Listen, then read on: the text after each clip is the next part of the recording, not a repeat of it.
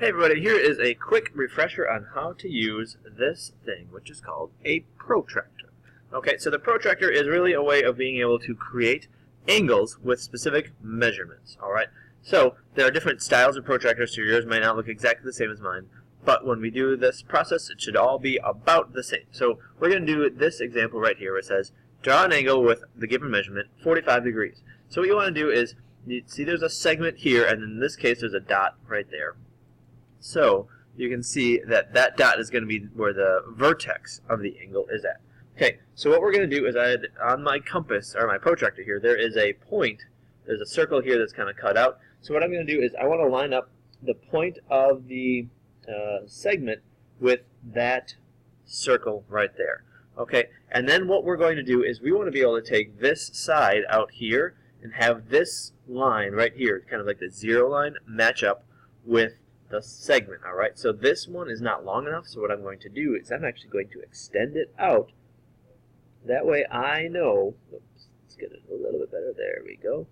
That way I have the line a little bit better so I can have it a little more exact. The shorter the line, the less exact I'm going to be. So if it doesn't go all the way out to the edge so you can measure it precisely, it's not going to work out very well. Okay, so do you see how I just extended it and now it goes right to here? Or if the line was a little bit shorter, I could maybe put it, I could be off by a whole degree if I don't extend my line out far enough.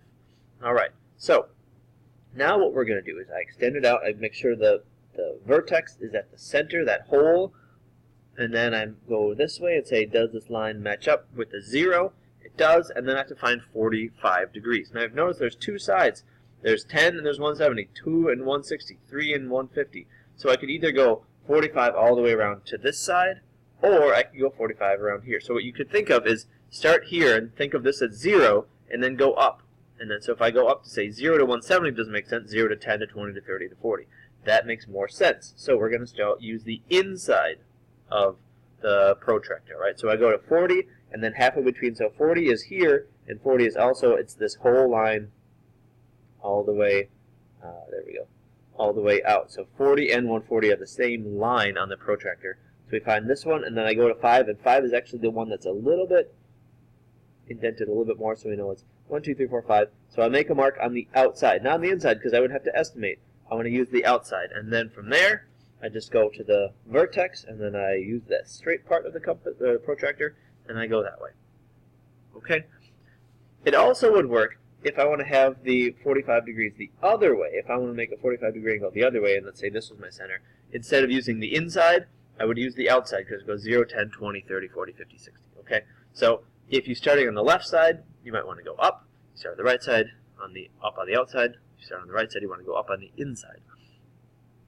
The one way just to remember is to say, if I'm going to start here at the line, I want to say this is 0, which one would be the 0 that I want it to be? Okay, 0 to 10 to 20.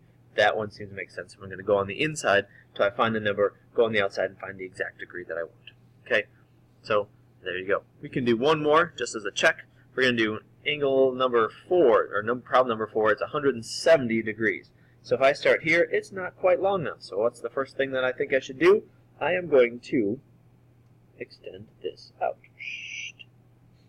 And I'm a little bit off, so I'm going to be a little bit better. The pen is a little bit too thick for me.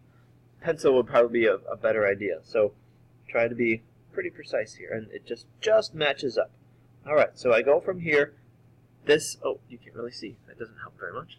There we go. So I'm going to use this one, and my center right here is in that hole. And then I have the 0. I can move it down just a little bit.